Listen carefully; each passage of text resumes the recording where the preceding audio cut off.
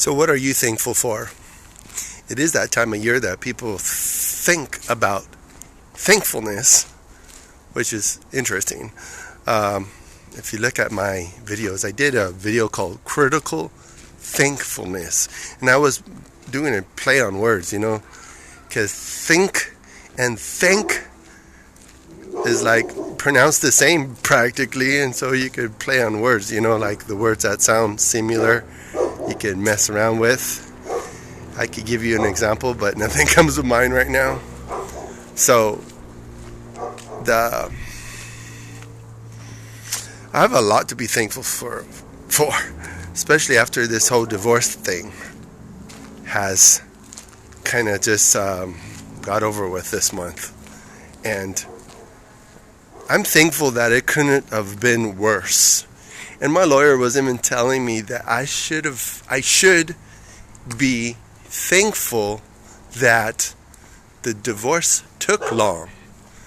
At the time, it was tormenting and sad and a bummer and all that stuff because I felt like I couldn't go on with my life. But the fact of the matter is that I probably was in a better position. I probably am in better condition right now that I have had time to mature up. I've had time to think about different scenarios. Speaking of scenarios, I'm very thankful that there wasn't worse scenarios of the outcome of this situation. Because honestly, when I replay, I'm going to get into it a lot more in the video vlogs that I do for the rest of the year about this divorce, post-divorce thing. Because I'm very, very thankful that there's a lot of different... I made some mistakes. Like, first of all, I should have lawyered up as soon as as soon as a lawyer contacted me. I should have lawyered up immediately. But then again, I had this arrogant idea that I could do it all by myself because my first marriage was done all by myself. But there was a lot of different factors. I was in a whole different country. I got married in a whole different country. I got divorced in a whole different country. So being married in the country that I live was a lot more man, I can't even think of the words to describe it properly because all I know is that if the person you're divorcing lawyers up, you probably should lawyer up too, just to be fair, because there's probably a lot of assumptions that I've made, and I'm just thankful that a lot of the scenarios wasn't as bad as humanly possible. But because in all seriousness,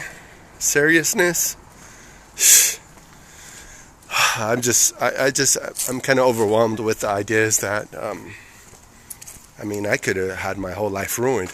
Because first of all, I was under the assumption that if a woman tries to kill me and constantly abuses me for time after time, that somehow, because I'm being abused, that makes me be a victim, and that makes me to have some sort of advantage over this whole situation. But the fact of the matter is that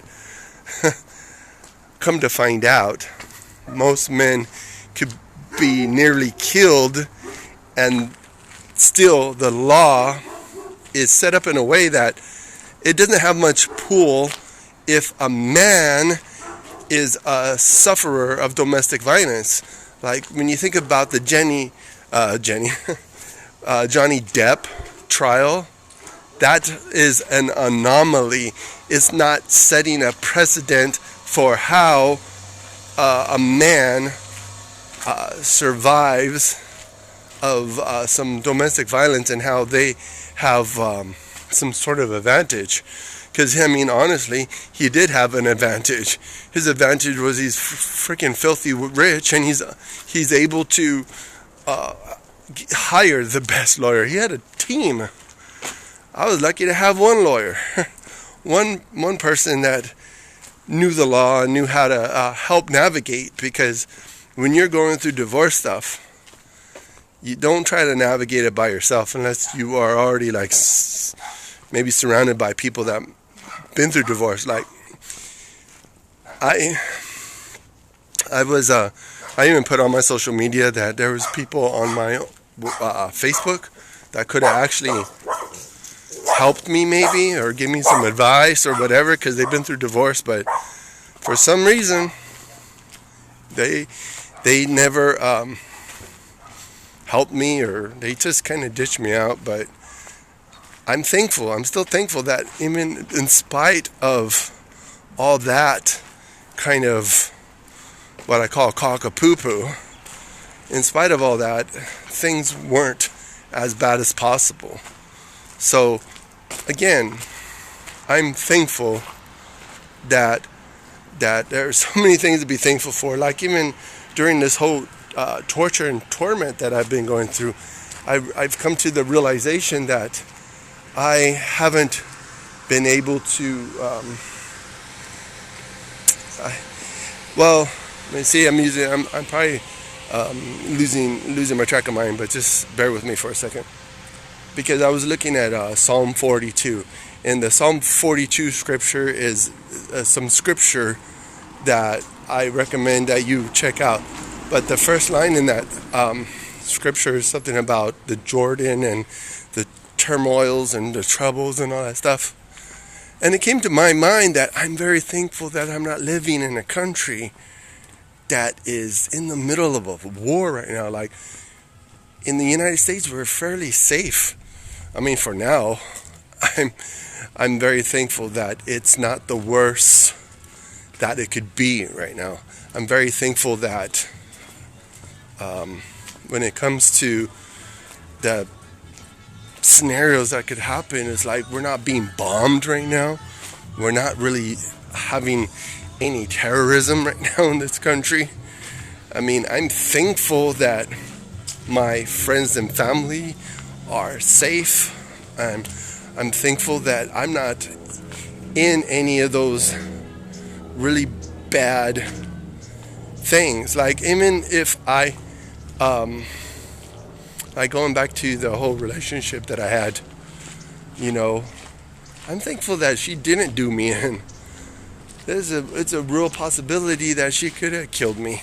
It's a real possibility that I could have been gone right now. And that thought's crazy to have across my mind. Is like, whoa,